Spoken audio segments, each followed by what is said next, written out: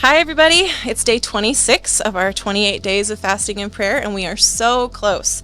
Today, we're in Matthew chapter 26, and in this chapter, the events leading up to Yeshua's death begin to unfold. There is a lot happening in this chapter. First, we see Yeshua telling his disciples that he's about to be delivered up and crucified, and the chief priests and elders are plotting together to arrest and kill him. Mary then comes and anoints Yeshua with the alabaster jar of expensive perfume. This really upsets the disciples, right? But Yeshua scolds them and tells them that what she has done for him was a precious and beautiful thing. Has this ever happened to you? Has someone ever told you that you're wasting your life, your resources, your time, or your energy by pursuing, worshiping, and loving the Lord? I can assure you that it is not a waste. He sees and values our devotion and commitment, and we should always pour out and give our very best for his glory.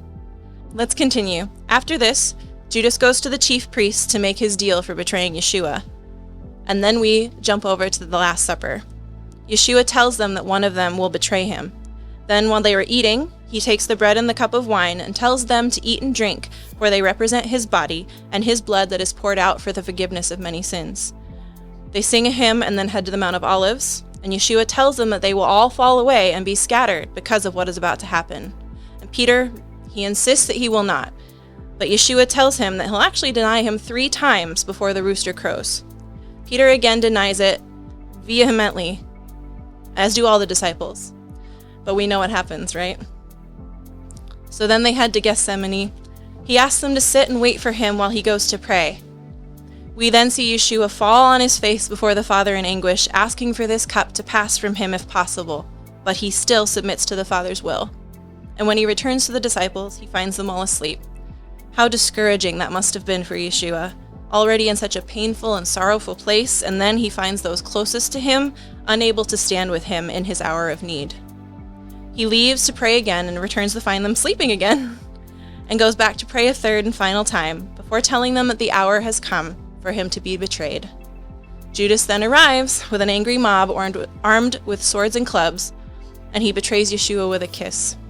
The crowd seizes him, and Yeshua tells his disciples not to fight back, as all must be fulfilled. They bring him before Caiaphas and the council, and they're looking for someone to bring a false witness against Yeshua that will give them reason to execute him. When they finally find someone with a false claim that they can use, they question him, but he remains silent. Caiaphas then asks him point blank if he is the Messiah, the Son of God. Yeshua answers him, "You have said so, but I tell you, from now on you will see the Son of Man seated at the right hand of power and coming on the clouds of heaven," which enrages Caiaphas. He tears his robe, accuses Yeshua of blasphemy, and the judgment is made that he should be put to death. They begin to taunt, mock, and harass him. And as we close this chapter, we see Peter denying Yeshua 3 times, just as he said he would. And Peter weeps. But I'd like to go back to the Garden of Gethsemane for a moment, because our prayer point for the day comes from verse 40, where Yeshua tells the disciples, "Watch and pray, that you may not enter into temptation. The spirit is indeed willing, but the flesh is weak."